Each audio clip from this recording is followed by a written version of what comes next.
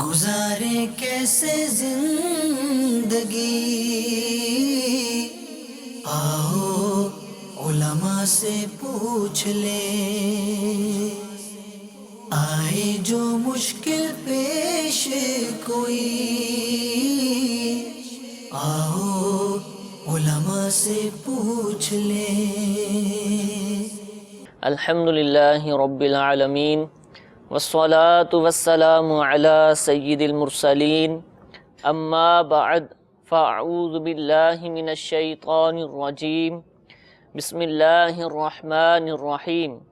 الصلاة والسلام علیک یا رسول اللہ، الصلاة والسلام علیک یا حبیب اللہ، الصلاة والسلام علیک یا نبی اللہ وعلی آلک واصحابک یا نور اللہ۔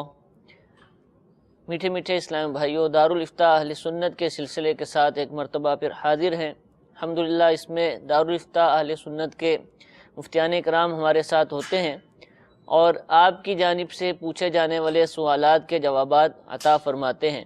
سوالات کے آغاز سے پہلے درود پاک کی فضیلت سنتے ہیں۔ نبی کریم صلی اللہ تعالی علیہ وآلہ وسلم نے ارشاد فرمایا، جو کوئی شخص مجھ پر ایک مرتبہ درود پاک پڑھے، اللہ تعالی عز و جل اس کے لیے ایک قرات اجر لکھ دیتا ہے، اور ایک قرات احد پہاڑ جتنا ہے۔ صلو علی الحبیب صلی اللہ تعالی علی محمد صلی اللہ تعالی علیہ وآلہ وسلم۔ حضور رمضان شریف کا مہینہ ہمارے قریب ہے، اور اس طرح کے جتنے بھی مہینے آتے ہیں، رمضان، ربیع الاول ہو گیا، یا اور جو محرم کا مہینہ آ گیا، تو اس طرح کے مہینوں سے پہلے، بلکہ آج کل تو ہر مہینے سے پہلے ہی میسیج چلنا شروع ہو جاتے ہیں کہ جو اس مہینے کا استقبال کرے اور اس کے حوالے سے یہ کرے، اس کے لیے یہ جنت ہے، یا اس طرح کے میسیج۔ تو کیا اس طرح کی کوئی حدیثیں موجود ہیں کہ جو استقبال کے حوالے سے دلالت کرتی ہوں؟ الحمدللہ رب العالمین والصلاة والسلام علی سید الانبیاء والمرسلین، اما بعد فاعوذ باللہ من الشیطان الرجیم، بسم اللہ الرحمن الرحیم۔ اس طرح کے میسیجز یا جو ہے وہ پیغامات سوشل میڈیا کے اوپر عموماً جو ہے وہ کثرت سے گردش کرتے رہتے ہیں، اور اس میں اس طرح کی یہ بات عموماً لکھی ہوئی دکھائی دیتی ہے کہ جو سب سے پہلے جو ہے وہ ماہ رمضان کی خوشخبری دے یا کسی اور مہینے کی خوشخبری دے تو اس کے لیے جو ہے وہ جنت کے وجوب کا لکھا ہوتا ہے۔ اس لیے لوگ جو ہے وہ شعبان سے ہی پہلے سے ہی جو ہے وہ ایڈوانس کے اندر جو ہے وہ ماہ رمضان کی ایک دوسرے کو خوشخبریاں دے رہے ہوتے ہیں۔ صحیح۔ نبی کریم صلی اللہ تعالی علیہ وسلم کی حدیث مبارکہ ہے، من کذب علی متعمدا فلیتبوأ مقعدہ فی النار، کہ جو شخص مجھ پر جھوٹ باندھے جان بوجھ کر تو وہ اپنا ٹھکانہ جہنم میں بنا لے۔ استغفر اللہ۔ تو یہ جو حدیث مبارکہ ذکر کی جاتی ہے، آپ علیہ الصلاۃ والسلام کی طرف منسوب کی جاتی ہے، اس کی کوئی حقیقت نہیں ہے، بلکہ یہ باقاعدہ ایک موضوع حدیث ہے جس کو لوگوں نے گھڑ لیا ہے، اور جو گھڑنے والے ہیں وہ جو ہے وہ یہ رمضان والی جو حدیث ہے، رمضان والی جو حدیث مبارکہ ہے، اس کو گھڑ لیا ہے۔ تو اس طرح کی جو حدیث گھڑی ہے تو وہ افراد یہ حدیث مبارکہ جو بیان کی کہ حضور پر جھوٹ باندھنے والا وہ جہنم میں اپنا ٹھکانہ بنا لے، تو اس چیز کو پیش نظر رکھے، اور جو افراد اس کو آگے فارورڈ کیے جا رہے ہیں بغیر کسی تصدیق کے، بغیر کسی تحقیق کے، تو ان کو بھی ڈرنا چاہیے کہ کہیں ان کا بھی شمار جو ہے وہ نبی کریم صلی اللہ علیہ وسلم پر جھوٹ باندھنے والوں میں نہ ہو جائے۔ صحیح۔ تو اس طرح کے میسیجز کو ہرگز فارورڈ نہ کیا جائے، اس کی کوئی حقیقت نہیں ہے، کوئی شرعی اعتبار سے اس کی اصل نہیں ہے۔ ماہ رمضان کی خوشخبری دینا، اس میں تو کوئی حرج نہیں ہے، کسی کو بھی دی جا سکتی ہے، لیکن اصل تو یہ ہے کہ ماہ رمضان سے متعلق خوشخبری دینے پر ہی صرف اکتفا نہ کیا جائے، ماہ رمضان کی تیاری کی جائے، صحیح۔ خود بھی تیاری کی جائے، دوسرے لوگوں کو بھی نیکی کی دعوت دے کر، برائی سے روک کر جو ہے وہ ان کو ماہ رمضان کی، استقبال رمضان کی تیاری کی ترغیب دلائی جائے۔ ٹھیک۔ اپنا ایک جدول بنایا جائے کہ رمضان کے اندر میں نے کیا کیا کرنا ہے، صحیح۔ رمضان کے اندر اپنے اوقات کار کو جو ہے وہ کس طریقے سے تقسیم کر کے عبادت میں زیادہ سے زیادہ کتنا وقت گزارنا ہے، کس طریقے سے گزارنا ہے۔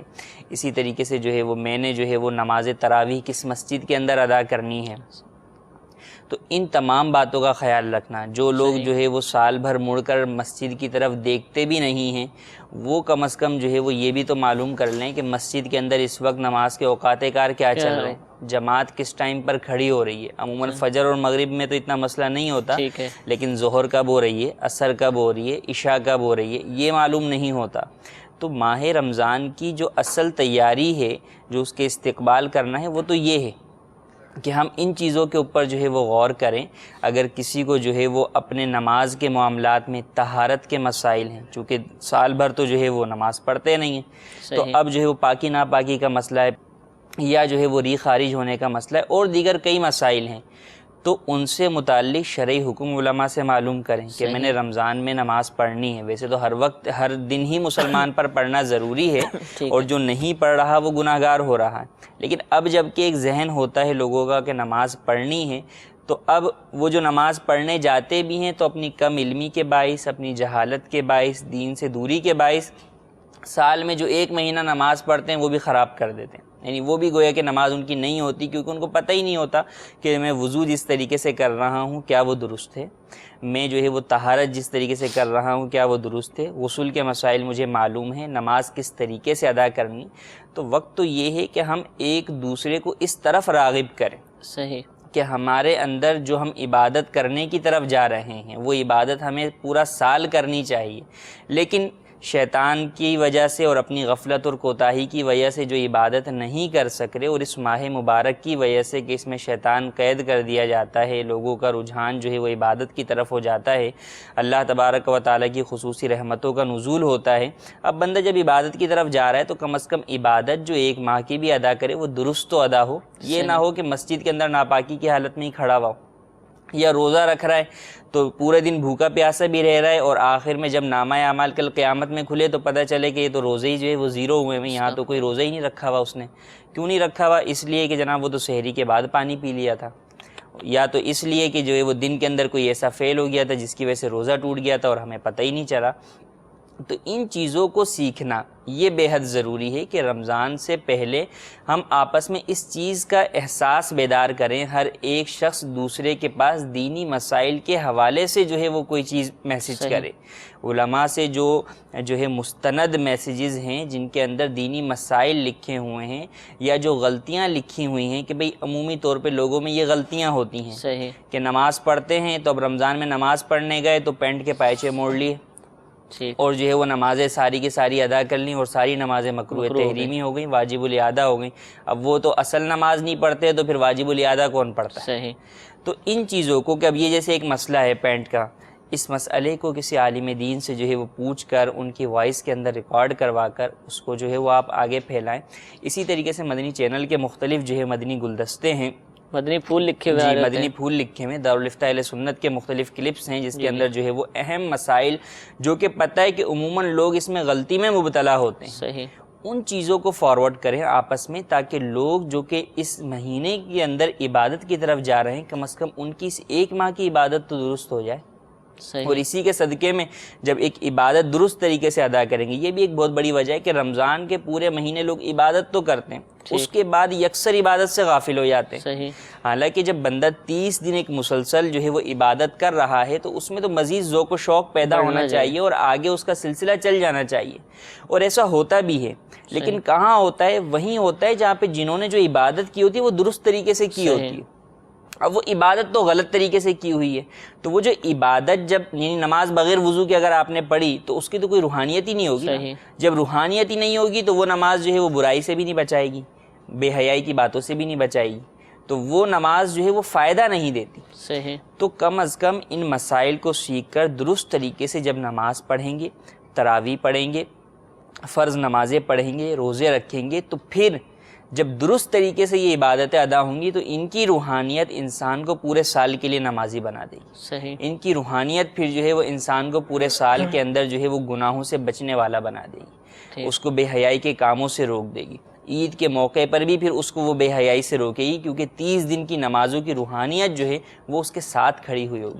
شیطان جب اس کے سامنے آئے گا، اس کو بہکائے گا، تو یہ روحانیت اس کا مقابلہ کوئی کرے گی۔ مناظر یاد آ جائیں گے رمضان شریف جی کے، بالکل، مسجد کے، مناظر یاد آ رونق جائیں گے اور ایک ذوق ہوگا، شوق ہوگا۔ اب جیسے نماز ہی پڑھنی ہے، اب نماز کے اندر جو ہے وہ سال کے اندر تو نماز پڑھنے گئے، اب امام صاحب کے پیچھے جو ہے وہ کھڑے ہوئے ہیں، اب جو ہے وہ ذہن جو ہے وہ کاروبار کی طرف لگا ہوا ہے، دیگر مسائل کی طرف رمضان لگا میں ہوا ہے۔ کاروبار بڑھ جاتا ہے۔ جی، تو اب اس کا ایک بہتر طریقہ یہ بھی بیان کیا کہ وسوسے نماز میں آتے ہیں، تو آپ جو نماز میں اذکار و اوراد پڑھتے ہیں، ثنا پڑھ رہے ہیں، دعا پڑھ رہے ہیں، رکوع کی تسبیح پڑھ رہے ہیں، فاتحہ پڑھ رہے ہیں، ان کے ترجمے کو یاد کر لیں۔ صحیح، بار بار اس کو ریپیٹ کریں، آپ ترجمے کو پڑھیں۔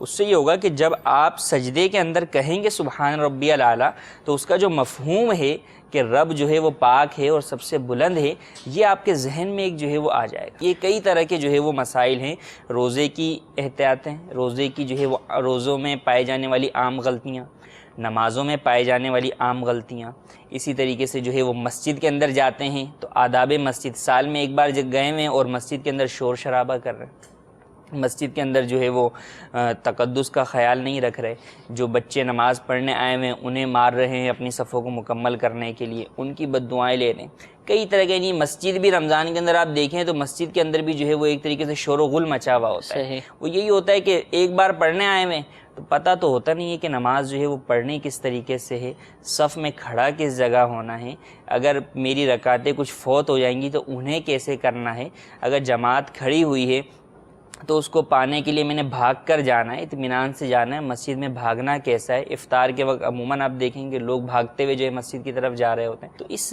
تمام باتوں کا خیال رکھنا۔ اسی طرح جو ہے وہ منہ میں جو ہے وہ ذرات ہوتے ہیں کھانے کے، ان کے ساتھ نماز پڑھ رہے ہوتے ہیں، تو ان تمام چیزوں کو جو ہے وہ خیال رکھنا بے حد ضروری ہے۔ اسی لیے امیر علیہ سنت جو ہے وہ فرماتے ہیں کہ ماہ شعبان میں ہی فیضان رمضان کتاب کا مطالعہ کر لیں، کہ کئی ایسی چیزیں ہیں کہ جنہوں نے پڑھی ہوئی بھی ہوتی ہے، توجہ نہیں ہوتی، جب اس کو پڑھ لیتے ہیں، کتاب کو ریپیٹ کر لیتے ہیں، تو بہت ساری باتیں جو ہے وہ دوبارہ جو ہے وہ انسان کے ذہن میں آ جاتی ہے، اور جب ماہ رمضان میں وہ کام کرنے جا رہا ہوتا ہے تو پڑھا ہوا اس کو کلک کرتا ہے کہ یہ کام میں نے کرنا ہے اور یوں کرنا ہے، اور یہ کام میں نے نہیں کرنا۔ ٹھیک، اور رمضان میں جو ہے وہ کوشش کیجئے کہ جو اسلام بھی کر سکتے ہیں وہ 30 دن کا اعتکاف کر لیں۔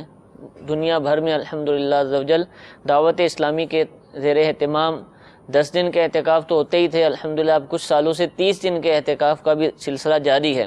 تو جن اسلامی بھائیوں سے بن پڑے وہ اپنے اپنے شہروں میں، اور زیادہ اگر کوشش کریں تو عالمی مدنی مرکز فیضان مدینہ میں تشریف لے آئیں، انشاءاللہ عز و جل یہاں مدنی مذاکروں کا سلسلہ ہوگا، ظہر میں بھی مدنی مذاکرے ہوں گے، تراویح کی نماز کے بعد بھی مدنی مذاکرے ہوں گے، نماز سیکھنے سکھانے کے حلقے بھی ہوں گے، دعائیں بھی یاد کروائی جائیں گی، مسجد کے اندر بیٹھیں گے تو انشاءاللہ عز و جل رمضان شریف کے اندر عبادت کرنے کا صحیح ذوق ہمیں حاصل ہو پائے گا۔ اور جو سوال ہم نے کیا تھا میسج والا، اس کے اندر ہمیں بہت زیادہ احتیاط سے کام لینا ہے۔ جب تک ہمیں تصدیق نہ ہو کہ جو ہم چیز میسج کر رہے ہیں، آگے ہم بڑھا رہے ہیں، یہ بالکل درست ہے، کسی عالم سے، کسی دین کا علم رکھنے والے سے جب تک ہم معلوم نہ کر لیں، خود کتاب سے نہ دیکھ لیں، اس وقت تک اس چیز کو آگے نہ بڑھائیں۔ جن چیزوں کے بارے میں پتہ نہیں، ہمیں ایک میسج آتا ہے، ہمیں یہ بھی معلوم نہیں ہوتا کہ یہ میسج کس نے کیا ہے، اور یہ بھی معلوم نہیں ہوتا کہ ٹھیک ہے یا غلط ہے، بس وہ دینی الفاظ پر مشتمل ہوتا ہے تو ہم اس کو آگے فارورڈ کر دیتے ہیں، اور آگے بھی اسی طرح کے لوگ ہوتے ہیں، تو یہ سلسلہ چلتا رہتا ہے، جس کی وجہ سے لوگوں کے اندر غلط باتیں عام ہو جاتی ہیں۔ تو اس سلسلے میں امیر علیہ سنت ایک اور میسج کا ذہن دیتے ہیں، جس کے الفاظ کا مفہوم یوں ہے کہ جب تک کسی دینی میسج کرنے والے کو اس مسئلے کی تصدیق نہ ہو جائے تو اس میسج کو فارورڈ نہ کیا جائے، آگے نہ کیا جائے، کیونکہ بعض صورتوں میں گناہ بلکہ بعض صورتوں میں کفر میں بھی مبتلا ہونے کا اندیشہ ہے۔ جی ایسا بھی ہو سکتا ہے کہ آپ نے کوئی ایسی بات فارورڈ کر دی کہ جو کفر پر مبنی ہو اور اس کی بنا پر حکم کفر لوٹ پڑے، تو اللہ تعالیٰ کے خوف کو اپنے دل میں رکھنا چاہیے، اللہ کے عذاب سے ڈرنا چاہیے، اور دین کی بات جس وقت تک صحیح تصدیق نہ ہو سکے اس وقت تک آگے بڑھانے کی اجازت ہمیں حاصل نہیں ہوگی۔ حضور آپ نے رمضان شریف کے اندر تیاریوں کا فرمایا کہ رمضان کی تیاری کی جائے، تو رمضان کی تیاری کرتے ہیں لیکن کچھ لوگوں کا انداز مختلف ہے، خصوصاً بڑے شہروں کے اندر باب المدینہ ہو گیا، مرکز الاولیاء لاہور میں بھی ایسا ہونا شروع ہو گیا، ہو سکتا ہے دیگر ممالک میں بھی ایسا ہو کہ تراویح کہ جو ہم نے 30 روزے یا 29 روزے جو بھی ہیں اس کے حساب سے پڑھنی ہوتی ہے، لیکن یہاں پر جو کاروباری حضرات ہیں بالعموم وہ جو ہے وہ 6 روزہ تراویح، 8 روزہ تراویح، 3 روزہ تراویح، یعنی 3 دن کے اندر ہی پورا قرآن سن لیں گے، 6 دن میں سن لیں گے، تو اس کے بعد پھر وہ تراویح نہیں پڑھتے. وہ سمجھتے ہیں کہ قرآن پڑھنا سننا ضروری تھا، وہ تو ہم نے 6 دن میں سن لیا. تو یہ طریقہ کار ٹھیک ہے کیا؟ دیکھیے رمضان المبارک کے اندر جو عبادات ہیں ان کے اندر جو خاص طور پر جو عبادات ہیں، یہ ویسے تو ایک نماز ہے اور دیگر عبادات ہیں، لیکن جو خاص عبادات کے اندر شمار ہوتی ہیں رمضان کی عبادات میں، وہ روزہ ہے اور تراویح ہے. کہ تراویح اور روزے کا جو ہے وہ ذکر حدیث مبارکہ میں بھی خاص طور پر آیا. تو اب جس طرح روزہ پورے مہینے ہے، ٹھیک ہے، اسی طریقے سے تراویح بھی پورے مہینے ہے. ٹھیک ہے، مہینے کی جتنی بھی راتیں ہیں، جتنی بھی شب ہیں، ان تمام کے اندر جو ہے وہ تراویح ہے. فرق کیا ہے؟ روزہ دن میں ہے، تراویح رات میں ہے. صحیح، اسی لیے جب چاند دکھتا ہے تو تراویح پڑھ لی جاتی ٹھیک ہے، اور جب عید کا چاند دکھتا ہے تو تراویح نہیں. اس دن تراویح نہیں ہوتی کہ وہ اگلا مہینہ شروع ہو جاتا ہے. صحیح. اسلامی اعتبار سے جو مہینے کی ابتدا یا دن کی ابتدا اور انتہا ہوتی ہے وہ غروب آفتاب سے ہوتی ہے. ٹھیک ہے، کہ غروب آفتاب پہ دن ختم اور اگلا دن جو ہے وہ شروع صحیح. ہو جاتا ہے. تو تراویح جو ہے وہ سنت مؤکدہ ہے.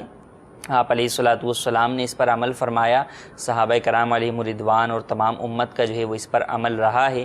تو 30 دن 20 رکعت تراویح پڑھنا یہ سنت مؤکدہ ہے، ہر مسلمان مرد و عورت بالغ پر لازم ہے.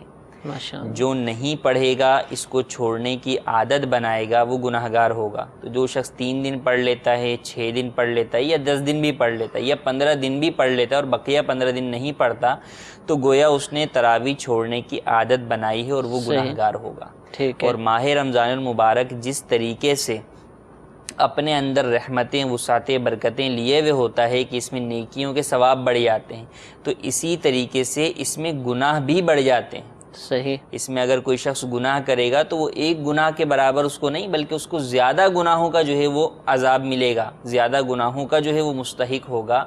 تو ایسا ہرگز نہیں کرنا چاہیے. یہ جو تراویح جو مختلف مقامات پر ہوتی ہے یا جو اس کی ابتدا ہوئی، اس کا پس منظر کچھ اس طرح ہے کہ چونکہ ایک فرد ہے جس نے مختلف جگہوں کے اوپر جو ہے وہ نماز ادا کرنی ہے. ٹھیک ہے، جیسے کاروباری ہیں تو اب انہوں نے جو چھٹی کے دن ہیں، اتوار چھٹی ہے، جمعہ چھٹی ہے، تو اب ان دنوں میں وہ گھر پر ہوتے ہیں، مارکیٹ میں نہیں صحیح ہوتے. ہے، اب گھر پر جب وہ اپنے گھر کی مسجد میں نماز ادا کرتے ہیں تراویح کی، تو وہاں پر امام صاحب جو ہے وہ کوئی دوسرا سپارہ پڑھ رہے ہوتے ہیں، اور جو انہوں نے مارکیٹ میں پورا ہفتہ پڑھی ہوتی ہے 6 دن، وہاں کوئی اور سپارہ چل رہا ہوتا ہے.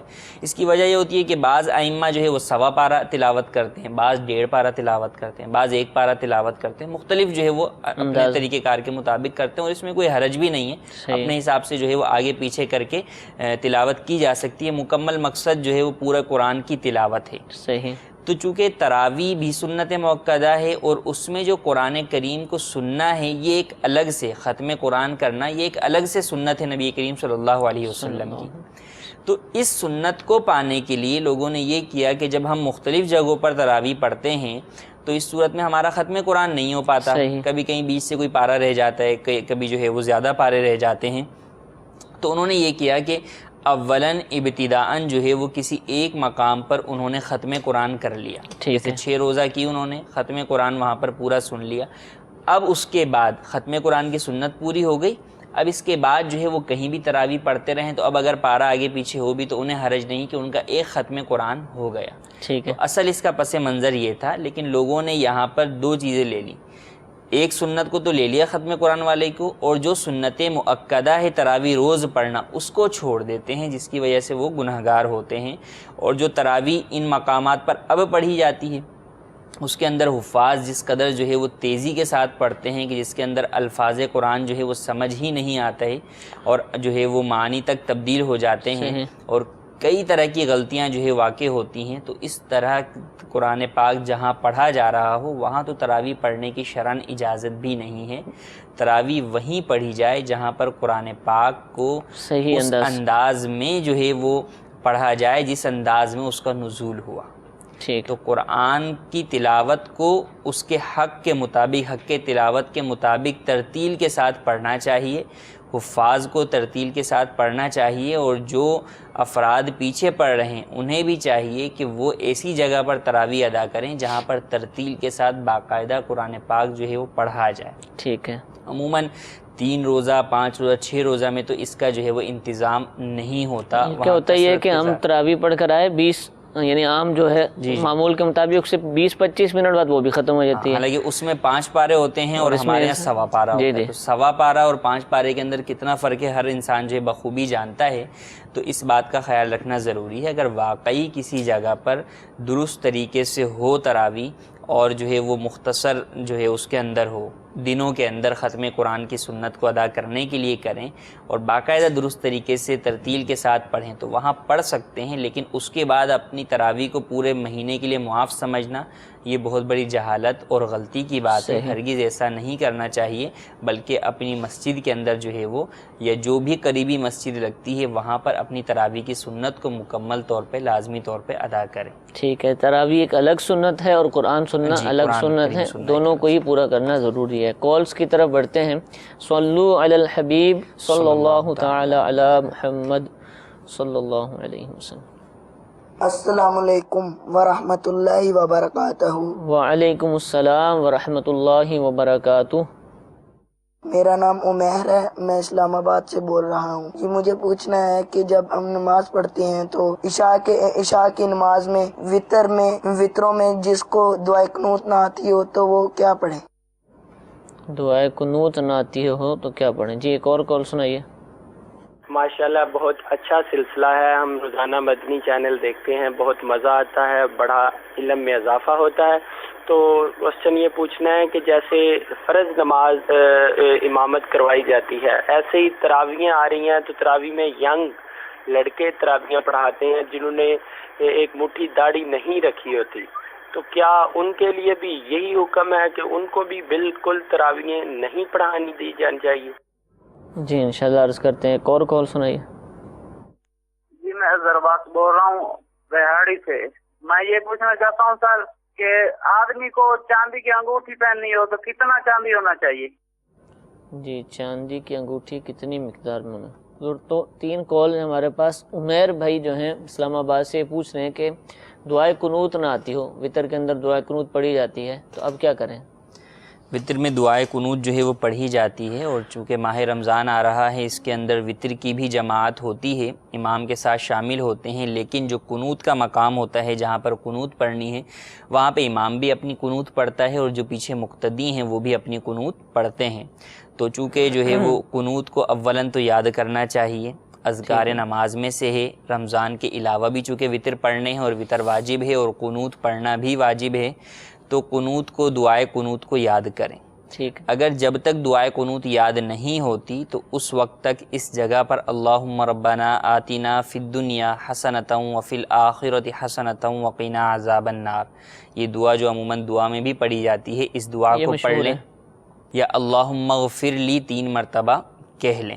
لیکن صرف اسی پر ہی اکتفا نہ کریں، ساتھ ہی ساتھ جو ہے وہ اپنی دعائے قنوت کو بھی جو ہے وہ یاد کرنے کی کوشش کرتے رہیں. ابھی ماہ رمضان میں چند دن باقی ہیں تو ابھی جو جتنے آپ کے دن ہیں نمازوں کے ان میں جو ہے وہ یہ پڑھ لیں، اور اس دوران ہی جو ہے وہ آپ اس دعائے قنوت کو بھی یاد کر لیں تاکہ ماہ رمضان کے اندر دعائے قنوت ہی پڑھ سکیں. ٹھیک ہے. اور یہ دعائے قنوت یاد ہوتی نہیں اور ہو جائے تو بھولتی بھی نہیں ہے. اس کے الفاظ ہی ایسے ہیں کہ اگر اس کو اچھے طریقے سے یاد کر لے تو انشاءاللہ پھر اس کو، اور یہ جب روزانہ پڑھیں گے عشاء کی نماز کے اندر تو پھر تو انشاءاللہ امید ہے کبھی بھی نہیں بھولے گی. دوسری حضور یہ بڑا مسئلہ انہوں نے اس کی طرف توجہ دلائی کہ عام طور پر جب نماز کی امامت کا معاملہ آتا ہے تو ہم جس کی داڑھی نہیں ہوتی، شرائط امامت نہ رکھتا اس کو ہم نہیں رکھتے. لیکن تراویح کے اندر ایسا نہیں ہوتا. تراویح کے اندر کیونکہ حفاظ چھوٹی چھوٹی عمروں کے بھی ہوتے ہیں، یہ بڑے ہو جاتے ہیں لیکن بے عملی بہت زیادہ ہے، داڑھی نہیں ہوتی ہے اور فاسق معلن ہوتے ہیں، اعلانیہ گناہ کرتے ہیں، لیکن تراویح وہ پڑھا رہے ہوتے ہیں. تو کیا تراویح کی نماز ہو جاتی ہے، اس میں رخصت ہے؟ دیکھیں اصل یہ ہے کہ امام جو ہے وہ مقتدیوں اور اللہ تبارک و تعالیٰ کے درمیان جو ہے وہ وسیلہ ہوتا ہے کہ مقتدیوں کی گویا کہ جو گفت و شنید ہو رہی ہوتی ہے اللہ تبارک و تعالیٰ کی بارگاہ میں ان کی معروضات کو پیش کرنے والا ہوتا ہے. تو اسی لیے امام کا متقی پرہیزگار ہونا، مسائل نماز کا جاننے والا ہونا، فاسق معلن نہ ہو. کیونکہ جب متقی ہوگا تو فاسق معلن نہ ہوگا، جو فاسق معلن ہوگا وہ متقی نہ ہوگا. تو یہ ہر نماز کے اندر ضروری ہے، کیونکہ ہر نماز میں حاضری تو رب کی بارگاہ میں ہی ہے نا. فرض نماز میں بھی حاضری رب کی بارگاہ میں ہے، نفل میں بھی رب کی بارگاہ میں ہے، اور جو ہے وہ تراویح کے اندر بھی رب کی بارگاہ میں ہے۔ تو یہ تو مقتدیوں پر لازم ہے کہ دیکھیں، ایک چیز ہے سنت ختم قرآن کرنا اور ایک ہے تراویح کا ادا کرنا، ٹھیک ہے۔ تو ختم قرآن کی جو سنت ہے اور ایک تراویح کی جو سنت ہے، تراویح روزانہ پڑھنا، درست طریقے سے پڑھنا، یہ سنت ختم قرآن سے زیادہ والی ہے، صحیح، کہ یہ سنت موقدہ ہے۔ تو اگر ختم قرآن نہیں ہوتا تو اس صورت میں تو گناہ گار نہیں ہوں گے، ٹھیک ہے، لیکن اگر جو ہے وہ تراویح کی سنت اس طریقے سے فوت ہو جائے کہ تراویح پڑھے ہی نہیں، جیسے ہم نے پچھلے سوال میں بات کی، یا یہ کہ تراویح جو ہے وہ پڑھ رہے ہیں لیکن وہ واجب الاعادہ ہو رہی ہے، تو اس صورت کے اندر گناہ گار ہوں گے۔ تو جب تقابل ہوا کہ ایک طرف تو گناہ نہیں ہے اور دوسری طرف گناہ ہو رہا ہے، تو ہمیں اپنے آپ کو اس گناہ سے بچانا ضروری ہے۔ صحیح، ہر نمازی پر یہ بات ضروری ہے کہ جب میں کسی امام کے پیچھے نماز ادا کر رہا ہوں تو مجھے اپنی نماز درست کرنی ہے، ٹھیک، تو میں اپنی نماز کے لیے، اس کی درستگی کے لیے جو کچھ ہو سکے وہ کروں گا۔ یہاں عموماً بعض لوگ یہ کہتے ہوئے سنائی دیتے ہیں کہ جناب اللہ جو ہے وہ کرنے والا ہے، یہ بندہ جو ہے وہ پڑھا رہا ہے، اس کے اوپر ہی سب کچھ ہے، یعنی امام کے اوپر رکھ دیتے ہیں کہ بھئی ہمیں تو کوئی فکر نہیں ہے، اگر غلط ہے تو یہ اللہ کے یہاں جواب دے گا، ہمیں کیا، ہم تو جو ہے وہ نماز پڑھ رہے ہیں، اب اگر غلط ہے تو یہ تو بات یہ کہ کاروبار میں تو آپ ایسا نہیں کرتے کہ اگر کوئی آپ کا پیسہ لے کے جائے تو آپ اس کے اوپر پیسہ صرف اس چیز پہ چھوڑ دیں کہ بھئی اگر یہ دھوکہ کرے گا یا یہ جو کرپشن کرے گا تو یہ اللہ کے یہاں جواب دے گا، ہمیں کیا ہے۔ تو کاروبار میں جب اپنا پیسہ ہے، اپنا مال ہے، تو وہاں پر ہم ہر طریقے کی حفاظت کرتے ہیں، اور جب بات آ جاتی ہے عبادت کی، جس کے اوپر جو ہے وہ نجات آخرت ہے کہ آخرت کے اندر نجات ہی ان عبادات کے ذریعے سے ملنی ہے، رب تعالیٰ کی بارگاہ میں یہ عبادات مقبول ہوں گی تو رب کی رحمت سے جو ہے انسان کو جو ہے وہ نجات ملے گی۔ تو اب یہاں پر اس طرح بے پرواہی کرنا، لاپرواہی کا مظاہرہ کرنا، یہ ہرگز ایک مسلمان کی شان کے جو ہے وہ لائق نہیں ہے، بلکہ چاہیے کہ اپنی نماز کی حفاظت اپنے مال سے زیادہ کریں، اور اس کے لیے یہ دیکھیں کہ جو شخص کو آپ نمائندہ بنا رہے ہیں، اپنی نماز کا امام بنا رہے ہیں، مقتدیٰ پیشوا بنا رہے ہیں، کیا وہ اس کا اہل ہے؟ اگر وہ اہل نہیں ہے تو اس کے پیچھے نماز ہرگز ادا نہ کریں، اور حتی الامکان اہل محلہ، دیگر افراد، مسجد انتظامیہ سے بات کر کے اس کو تبدیل کروائیں۔ ٹھیک ہے۔ حافظ کے لیے بھی یہ ضروری ہے کہ وہ بھی اس بات پر غور کرے کہ میں ان تمام لوگوں کی نماز پڑھا رہا ہوں، میرے اوپر کتنی بڑی ذمہ داری ہے کہ کل قیامت میں اللہ تبارک و تعالیٰ کے یہاں مجھے ان سب کی نمازوں کا جواب دینا ہے۔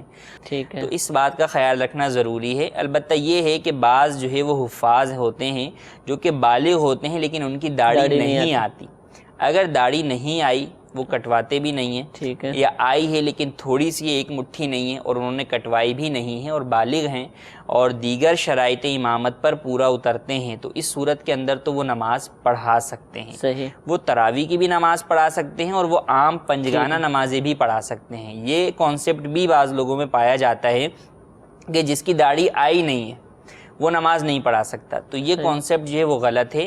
داڑھی نہیں آئی تو اس میں اس کا کوئی قصور نہیں، صحیح، یا کم آئی ہے تو بھی کوئی قصور نہیں ہے، بالغ ہونا شرط ہے کہ بالغ ہو گیا تو اس صورت کے اندر۔ اب اگر بالغ نہیں ہوا اور داڑھی جلدی آ گئی تو بھی نماز نہیں پڑھا سکتا۔ ٹھیک ہے، ہاں، جس کی داڑھی آ گئی ہے اور وہ کٹواتا ہے یا جو ہے وہ ایک مٹھی سے کم کرواتا ہے، اس کے پیچھے نماز پڑھنا جائز نہیں ہے۔ بعض لوگ جو ہے وہ یہ بھی کرتے ہیں حفاظ کہ وہ ماہ رمضان سے جو ہے وہ 1-1.5 ماہ پہلے جو ہے وہ داڑھی رکھنا شروع کر دیتے ہیں، صحیح، اور پھر تراویح پڑھائی اور اس کے بعد جو ہے وہ چونکہ ایک پیشہ سا اس کو بنا لیا ہے اور ختم قرآن کی جو ہے وہ اجرت بھی لیتے ہیں، تو اس اعتبار سے، پیشے کے اعتبار سے وہ اس چیز کے اندر شامل ہوتے ہیں۔ عید کے بعد جو ہے وہ داڑھی مڑا دیتے ہیں، تو ایسوں کے پیچھے تو ہرگز جو ہے وہ نماز نہ پڑھی جائے، اور نہ ہی مسجد انتظامیہ یا دیگر افراد ایسوں کو جو ہے وہ اپنی نماز کا جو ہے وہ امام بنائیں کہ یہاں پر اپنی نماز کو، اور مسجد انتظامیہ اگر پورے محلے کے نمازیوں کی نمازوں کو داؤ پر لگا رہی ہے صحیح، تو وہ گناہ گار ہیں۔ تو اگر وہ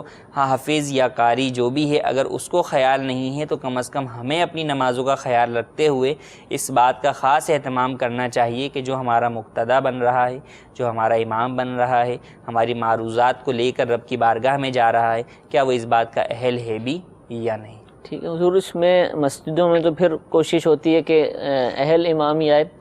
جو گھر کا حافظ ہوتا ہے نا، گھروں میں بھی تراویح ہوتی ہے اور اپنے بیٹے نے پڑھانی ہے، اور ظاہر سی بات ہے باپ تو پڑھے گا اس کے پیچھے، دیگر افراد بھی پڑھیں گے، تو وہاں ان چیزوں کا لحاظ نہیں رکھا جاتا. آپ نے دیکھا ہوگا کہ وہاں داڑھی منڈے خشخشی داڑھی گھروں میں، اور یہ جو آپ نے کہا نا 6 روزہ 10 روزہ وغیرہ، یہ جو مختلف مارکیٹوں میں ہوتا ہے، تو وہ یہی ہے کہ ہمارے ہاں جو ہے وہ ایک چیز جو ہے وہ سنت مبارکہ ہے ختم قرآن، اس کو لے کر اس کے پیچھے بہت سارے ناجائز کاموں کا ارتکاب کر رہے ہیں. صحیح. کسی ایک نیکی کو پانے کے لیے کسی گناہ کے ارتکاب کی اجازت نہیں. ٹھیک ہے.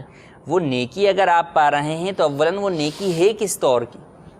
وہ نیکی اگر ایک سنت کی ہے اور اس کے ترک میں گناہ نہیں ہے، جبکہ آپ جس طریقے سے، جس راستے سے اس نیکی کو پانے کے لیے جا رہے ہیں اس میں کئی گناہ کرنے جا رہے ہیں، تو آپ کے لیے جائز نہیں ہے کہ آپ یہ سارے گناہ کر کے جو اس نیکی کو پالیں، کہ وہ ایک نیکی تو آپ نے پالی اور پیچھے جو سارے گناہ کیے، تو یہ گناہ جو ہے وہ اس نیکی کو بھی مٹا دیں گے. صحیح.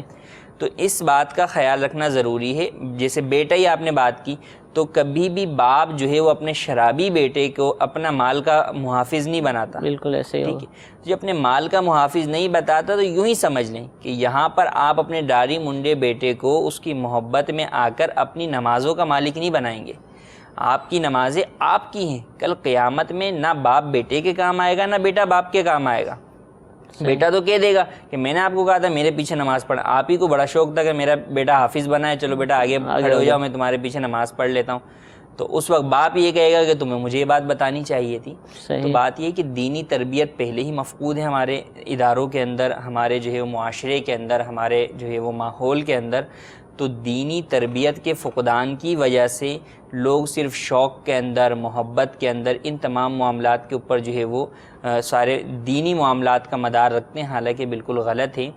دین کے جتنے بھی نظام ہیں، دین کا جتنا بھی سسٹم ہے، اس کے لیے باقاعدہ ایک مکمل طور پر جو ہے وہ میرٹ سسٹم ہے. ٹھیک ہے. کہ اس کے مطابق اگر آپ اس پر پورا اترتے ہیں تو آپ اس کے اہل ہیں، اگر اس پر پورا نہیں اترتے تو اس کے اہل نہیں ہیں، چاہے وہ آپ کا والد ہو، چاہے آپ کا بیٹا ہو، آپ کا بھائی ہو، بھانجا ہو، بھتیجا ہو، کوئی بھی ہو. ٹھیک ہے.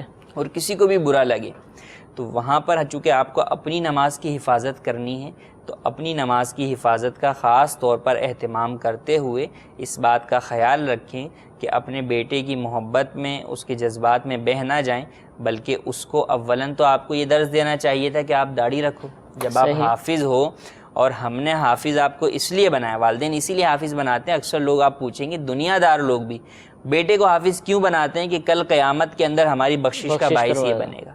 تو بھائی وہ جو بخشش کا باعث بننے والا بیٹا ہے وہ تو وہ ہے جو قرآن پڑھے اور قرآن پڑھ کر اس پر عمل کرے. صحیح. اس بیٹے نے قرآن تو پڑھ لیا، حفظ بھی کر لیا، اب کتنا اس کو یاد ہے یاد نہیں ہے یہ تو ایک الگ معاملہ ہے، لیکن جو اس نے پڑھا اس پر عمل آپ کے سامنے ہی نہیں کر رہا، آپ کے سامنے ہی ہے. تو اس روایت کو جو جس پس منظر میں ہم اپنے بچوں کو حافظ بناتے ہیں اس کو پورا والدین سامنے رکھیں کہ اگر میں بیٹے کو حافظ بنا رہا ہوں اس لیے کہ کل کو میرے لیے جو ہے وہ نجات کا باعث بنے گا، بخشش کا باعث بنے گا، تو کیا میں اس پوری روایت کے اوپر اپنے بیٹے سے عمل بھی کروا رہا ہوں؟ بعد میں قرآن پر عمل کرنے اور اس پر عمل کروانے کے لیے میں کوشش بھی کر رہا ہوں، بیٹے کو ایسا ماحول بھی میں فراہم کر رہا ہوں کہ وہ قرآن پر عمل کرے. یا یہ کہ حافظ تو میں نے بنوا دیا اور اس کے بعد بیٹے کو میں خود کہہ رہا ہوں کہ داڑھی منڈوا دو، یا جھوٹ بولو، یا اور ناجائز کام کرو کیونکہ معاشرہ میں ایسا ہو رہا ہے، تو پھر تو یہ الٹا گناہ ہے کہ ایک تو اس کو پتہ نہیں تھا، اب قرآن پڑھ کر اور پھر قرآن کو پڑھنے کے باوجود قرآن کے خلاف عمل کرنا، یہ تو جو ہے مزید جو ہے وہ کبیرہ گناہوں کے اندر شمار ہوتا ہے. تو اس بات کا خاص والدین کو خیال رکھنا چاہیے کہ اپنے بچوں کو اگر حافظ بنائیں تو اب اس کے بعد ان سے قرآن پر عمل بھی کروائیں، خود بھی کریں، ان کے ذریعے سے خود بھی عمل کریں. بالکل نجات کا ذریعہ اسی صورت میں بنے گا کہ ہم اس کے لیے کوشش بھی کریں. یہ نہیں کہ اپنے ایک بچے کو تو ہم جو ہے وہ حافظ عالم بنا دیں اور جب وہی بچہ ہمیں یہ کہے کہ ابو آپ جو ہے وہ نماز پڑھ لیا کریں تو ہم یہ کہیں چپ ہو جا بھائی، صحیح تو پڑھ رہا ہے نا کافی ہے. تو یہ چیزیں نہ ہوں. جب آپ نے اسے پڑھایا ہے، لکھایا ہے، سکھایا ہے، دین سکھایا ہے، تو دین جب سکھایا ہے تو آگے وہ پہنچائے گا بھی تو ٹھیک ہے. اب اگر آپ ہی اولاً اس کی حوصلہ شکنی کرنے والے ہوں گے تو پھر معاشرے میں کب تبلیغ کرے گا؟ صحیح. جب وہ اپنے مسلمان باپ کو تبلیغ نہیں کر سکتا، کل کو وہ کسی کافر کو تبلیغ کیسے کر سکے گا؟ تو اس بات کا جو ہے وہ خاص خیال رکھنا ضروری ہے. ایک اور فرد بھی ہوتا ہے تراویح کے اندر، سامع جس کو کہتے ہیں. جی جی. جو سماعت کرنے کے لیے حافظ صاحب کے پیچھے کھڑے ہوتے ہیں، تو کیا ان کے لیے بھی یہ ساری شرائط ضروری ہیں، یا وہ بھلے داڑھی منڈے ہوں جو مرضی کرتے ہیں؟ بالکل، جو سامع ہے، دیکھیں بات یہ ہے کہ اسلام کے اندر جو عزت ہے نا وہ ہے متقی کو. ٹھیک ہے. اللہ فرماتا ہے ان اکرمکم عند اللہ اتقاکم، تمہارے میں جو سب سے زیادہ مکرم بندہ ہے وہ ہے اللہ کے نزدیک وہ مکرم ہے جو تم میں تقوی والا ہے. تو تقوی اور پرہیزگاری یہ تو اسلام کی بنیادوں کے اندر ہے. صحیح. تو اور جب مکرم جو بندہ ہوگا آدمی اسی کی عزت کرتا ہے، اسی کی تعظیم کرتا ہے، توقیر کرتا ہے. جب یہ متقی نہیں ہوں گے، یہ دن بھر جو ہے وہ لوڈو گیم کھیل رہے ہوں گے، یہ دن بھر جو ہے وہ ویڈیو گیم کھیل رہے ہوں گے، داڑھی منڈے ہوں گے، پورے سال نمازیں نہیں پڑھتے ہوں گے، تو پھر اس صورت کے اندر جو ہے وہ آپ کیا انہیں متقی سمجھیں گے؟ ہرگز نہیں سمجھیں. یعنی جو متقی آدمی ہوتا ہے وہ ہر وقت متقی ہوتا ہے. یعنی آپ یہ دیکھیں کہ اگر کوئی شخص متقی ہے تو ایسا نہیں ہے کہ آپ اس پہ نماز میں بھروسہ کر رہے ہیں. اگر وہ واقعی متقی ہے تو آپ نماز میں بھی اس پر بھروسہ کرتے ہیں. آپ اپنی بیٹی کا اس سے رشتہ کرنے میں بھی برائی نہیں سمجھتے. اگر کوئی اپنی بیٹی کا رشتہ اس سے کرنے کے لیے آپ سے مشورہ کرے آپ اسے منع نہیں کرتے، بلکہ یہی کہتے ہیں یار بہت نیک آدمی ہے. کوئی مالی معاملہ ہوتا ہے آپ اس کے اوپر بھروسہ کرتے ہیں. اگر کوئی اس کے اوپر جو ہے وہ الزام لگاتا ہے آپ اس کا دفاع کرتے ہیں کہ نہیں یار یہ متقی آدمی یہ ایسا نہیں کر سکتا. تو یہ ساری چیزیں متقی کی صفات میں ہوتی ہیں اور متقی کے لیے آپ کھڑے ہوتے ہیں. لیکن یہی شخص ہے کہ جس کو آپ تراویح کے لیے کھڑا کر رہے ہیں صرف حفظ قرآن کی بنیاد پر، جس کو آپ سماعت کی جگہ پر کر رہے ہیں، اگر اسی سے کوئی آپ سے یہ پوچھے کہ آپ اپنی بیٹی کا اس سے رشتہ کریں گے، نہیں میں تو کبھی نہیں کروں گا. صحیح. اگر اس کے اوپر کوئی الزام لگے آپ ہرگز اس کے دفاع میں نہیں کھڑے ہوں گے. یعنی باقی سارے معاملات کے اندر آپ اسے متقی نہیں سمجھتے، کیونکہ اس کا پورا جو ہے وہ پس منظر آپ کے سامنے ہے، اس کے تمام احوال واقعات سب کچھ آپ کے سامنے کہ کیا کرتا رہتا ہے. تو جب سامع چونکہ ایک قابل تعظیم شخص ہوتا ہے، مکرم ہوتا ہے، امام کی غیر موجودگی کے اندر اسے نماز بھی تراویح بھی پڑھانی پڑ جاتی ہے. امام کا اگر جو ہے وضو ٹوٹ گیا تو آگے جا کے نماز کو مکمل کرے گا. امام کسی دن نہیں آیا تراویح والا تو یہ جا کے نماز پڑھائے گا. صحیح. امام جو ہے وہ کسی رکعت کے اندر یا کسی صورت میں زیادہ اس کو غلطیاں آ رہی ہیں تو بھی وہ آگے کر دیتا ہے سامع کو کہ آپ جو ہے وہ پڑھا لیں، 2 رکعت پڑھا لیں. تو یہ سارے معاملات تو نماز کے حوالے سے جو ہے وہ خاص ہو جاتے ہیں کہ جب اس کو نماز پڑھانی پڑ جاتی ہے تو اس صورت کے اندر جب یہ اہل ہی نہیں ہوگا، داڑھی منڈا ہوگا، تو اب کیا ہوگا؟ سارے نمازی بھی شکل دیکھتے رہیں گے، امام بھی بیچارہ جو مجبور ہوگا کہ اب میں کیا کروں. صحیح. تو یہ چیز.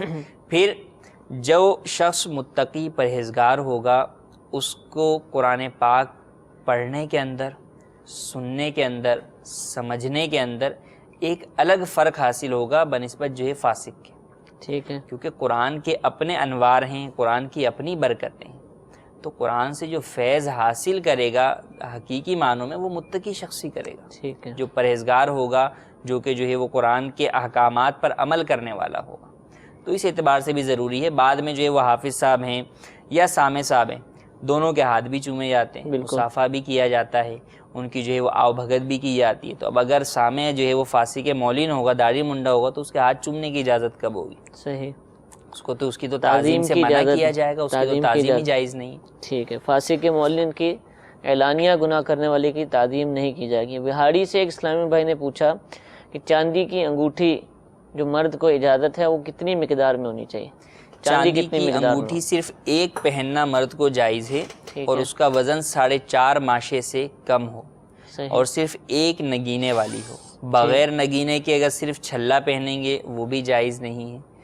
ایک نگینے سے زائد نگینے لگائیں گے وہ بھی جائز نہیں ہے. اور 4.5 ماشے سے وزن زیادہ ہوگا تو بھی جائز نہیں ہے. البتہ یہ صرف جو وزن ہے 4.5 ماشے سے کم کا یہ صرف انگوٹھی کا ہے. اگر نگینہ جو ہے وہ زیادہ ہے، ٹھیک ہے، نگینے کا وزن اس میں شمار نہیں ہے. نگینہ کسی بھی وزن کا ہو سکتا ہے. نگینہ ضروری ہے. ہاں، نگینہ ضروری ہے.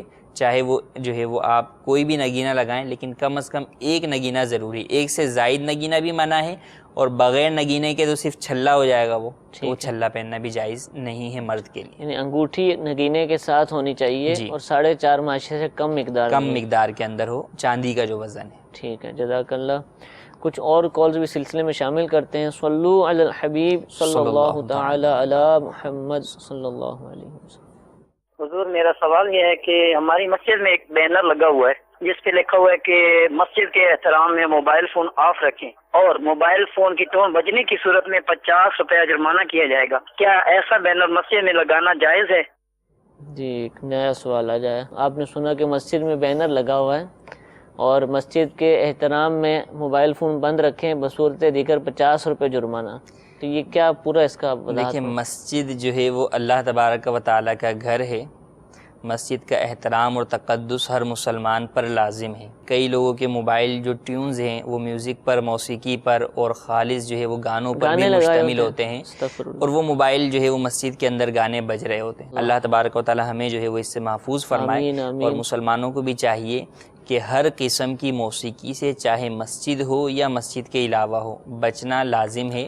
آپ علیہ الصلوۃ والسلام نے ارشاد فرمایا کہ مجھے مبعوث اس لیے کیا گیا کہ میں موسیقی کے آلات کو توڑ دوں، یعنی اس لیے تو بھیجا آپ علیہ گیا۔ الصلوۃ والسلام کی بعثت کے مقاصد میں سے ایک مقصد یہ بھی ہے کہ جو ہے وہ آلات موسیقی کو توڑ دیں۔ اس میں بتایا گیا کہ اسلام میں موسیقی حرام ہے، اس کی ہرگز اجازت نہیں ہے۔ اس کو تو روح کی غذا کہتے ہیں۔ یہ روح کی غذا نہیں بلکہ روح کے منافی ہے۔ اسلام کے اندر روح کی غذا جو ہے وہ ذکر اللہ ہے، ٹھیک ہے، اطمینان قلب، اور روح کی جو اصل غذا ہے، کیونکہ روح اللہ تبارک و تعالیٰ کی جانب سے ہے، صحیح، اور جب اللہ تبارک و تعالیٰ کی جانب سے روح ہے تو وہ ذکر اللہ، جو اللہ کا ذکر ہے وہی اس کی غذا ہو سکتا ہے، صحیح، اور اسی سے روح کو جو ہے وہ تسکین ملتی ہے، اطمینان ملتا ہے۔ موسیقی جو ہے وہ روح کی غذا ہرگز نہیں بلکہ روح کے لیے زہر قاتل ہے، صحیح، اس کو جو ہے وہ دین سے دور کرنے والی ہے۔ ٹھیک تو ہے، جو لوگ موسیقی کے حق میں دلائل دیتے ہیں بالکل غلط ہے۔ نبی کریم صلی اللہ علیہ وسلم نے جب بعثت کے مقاصد میں سے ایک مقصد یہ بیان کر دیا کہ میں ان کو توڑنے کے لیے آیا ہوں، تو اس سے بڑھ کر اور کیا بات ہو سکتی ہے۔ تو اب بات یہ ہے کہ مسجد کے احترام کے اندر لوگ جو ہے وہ بند بھی نہیں کرتے موبائل، تو موبائل لوگوں کو بند کرنے چاہیے، لیکن اگر کسی کا رہ گیا موبائل، بھول جاتے ہیں انسان، بھول جاتے ہیں، تو اس صورت میں ایک تو جو انہوں نے یہ جرمانے کا کہا یہ تو واضح طور پر حرام ہے، اس کی اسلام میں اجازت نہیں ہے، کیونکہ جرمانہ کسی بھی موقع پر، مالی جرمانہ کسی بھی موقع پر اسلام میں جائز نہیں ہے۔ ابتدائے اسلام میں تھا لیکن بعد میں منسوخ ہو گیا، اور منسوخ پر عمل کرنا جائز نہیں ہے، حرام ہے۔ اسکولوں میں جو بچوں سے لیتے ہیں، اسکولوں میں فیس پر لیتے ہیں، لیٹ آنے پر لیتے ہیں، یا اور دیگر مقامات پر لیتے ہیں، ہر جگہ پر جہاں بھی مالی جرمانہ لیا جاتا ہے وہ حرام ہے، اس کی اجازت نہیں ہے۔ ٹھیک ہے، اور مالی جرمانے کی بات کی، یہ تو حرام ہے، اس کی اجازت نہیں ہے۔ مسجد انتظامیہ پر لازم ہے کہ اس بورڈ کو ختم کریں، اور اگر اب تک کسی سے لیا ہے جرمانہ تو اسے واپس کریں۔ اسی طرح دوسرا یہ ہوتا ہے کہ اب جرمانہ تو نہیں ہے، لیکن اگر کسی کا موبائل بج گیا تو اب اس بیچارے کو اتنی طعن و تشنیع کی جاتی ہے کہ بسا اوقات وہ دوبارہ پھر اس مسجد میں ہی نہیں آتا۔ نماز کے بعد سب اس کو دیکھ رہے ہوتے ہیں، جی، تو ایسا بھی ہرگز نہ کریں۔ دیکھیں وہ آپ کا ہی مسلمان آدمی ہے، مسلمان بھائی ہے، اگر اس سے غلطی ہو گئی ہے تو اسے احسن انداز میں سمجھایا جائے۔ مشہور جو ہے بزرگ کا قول ہے کہ لوگوں کے سامنے کسی کی اصلاح کرنا اسے ذلیل کرنا ہے۔ صحیح، تو اگر آپ نے کسی کی اصلاح کرنی ہے تو اس کو اکیلے میں لے جا کے جو ہے وہ کرے۔ کوئی بھی بندہ جو ہے وہ جان بوجھ کر، کم از کم مسلمان سے یہ توقع نہیں کی جا سکتی کہ وہ جان بوجھ کر جو ہے وہ اس لیے نماز میں موبائل کھلا رکھے گا کہ جو ہے وہ میری ٹون بجے یا جو ہے وہ گانا بجے۔ ہو جاتا ہے تو اس میں یہ ہے کہ نماز سے پہلے جو ہے وہ مؤذن صاحب اعلان کر دیں۔ مختلف مقامات کے اوپر جو ہے وہ بینرز لگے ہوئے ہوتے ہیں مسجد کے اندر، وضو خانے پر لگ ہمارے یہاں جائیں۔ تو باقاعدہ اعلان ہوتا ہے موبائل فون ہو تو بند کر دیجیے۔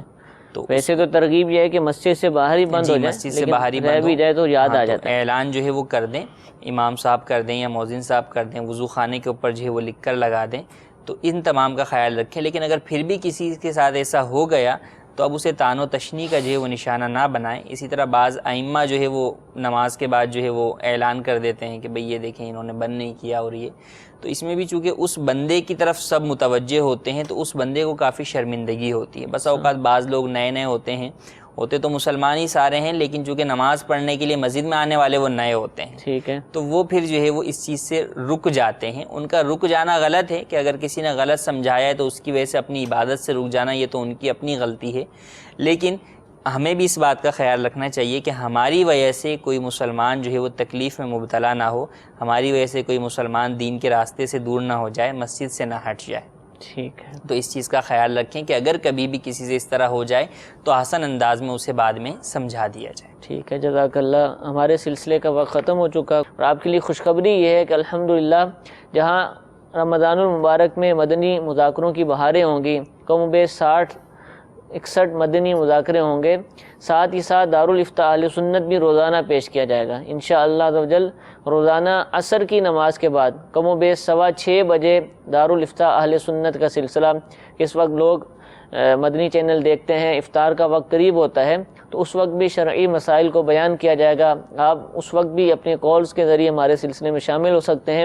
اور اس کے علاوہ بھی مدنی چینل کی جو نشریات رمضان المبارک میں پیش کی جائیں گی سحری کے وقت، فجر کے بعد اور دیگر اوقات کے اندر، اس میں بھی انشاءاللہ عز و جل ان نشریات کے اندر دارالافتاء اہل سنت کے اسلامی بھائی ہمارے ساتھ ہوں گے اور وہ ہماری جانب سے پوچھی جانے والے سوالات کے جوابات عطا فرمائیں گے. تو آپ آج سے ہی نیت کر لیجئے کہ اگر اعتکاف آپ نہیں بیٹھ رہے، اعتکاف کے اندر آپ حاضر نہیں ہو رہے، تو پھر رمضان جو ہے وہ مدنی چینل کے ساتھ گزاریے. انشاءاللہ عز و جل ہمیں بے شمار علم دین کا خزانہ ہاتھ آئے گا. اللہ تعالیٰ سے دعا ہے کہ اللہ تعالیٰ جو کچھ سنا اس پر عمل کرنے، اسے دوسروں تک پہنچانے، رمضان المبارک کی ابھی سے ہی تیاری کر لینے کی توفیق عطا فرمائے. فیضان رمضان کی جو امیر اہل سنت رمضان سے پہلے پڑھنے کا ذہن عطا فرماتے ہیں، اگر ابھی تک کسی نے نہیں پڑھا تو اس کو آج ہی خریدیے. اگر خرید نہیں سکتے ہیں یعنی دستیاب نہیں ہے تو دعوت اسلامی کے ویب سائٹ پر بھی یہ کتاب مختلف زبانوں میں انشاءاللہ موجود ہوگی. آپ اس کتاب کو ڈاؤن لوڈ کیجئے اور اس کا مطالعہ کیجئے. اللہ تعالی ہم سب کو عمل کی توفیق عطا فرمائے. آمین بجاہ النبی الامین. صلو علی الحبیب صلی اللہ تعالی علی محمد صلی اللہ علیہ وسلم. گزارے کیسے زندگی، آؤ علماء سے پوچھ لیں. آئے جو مشکل پیش کوئی، آؤ علماء سے پوچھ لیں.